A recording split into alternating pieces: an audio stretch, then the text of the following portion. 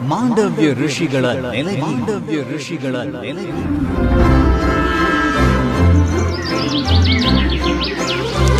ಕನ್ನಡವನ್ನೇ ಗುಡಿಯನ್ನಾಗಿಸಿರುವ ಕಾವೇರಿಯ ಪುಣ್ಯನಾಡು.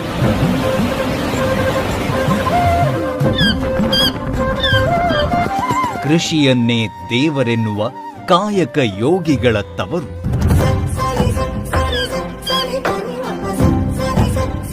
ಕಲೆ, ಸಾಹಿತ್ಯ, ಶಿಕ್ಷಣ, ಸಂಸ್ಕೃತಿಯ ಜೊತೆಗೆ ಅಕ್ಕರೆಯಿಂದ ಅಭಿಮಾನಿಸುವ ಸಕ್ಕರೆಯ ನಾಡು ನಮ್ಮ ಮಂಡ್ಯ.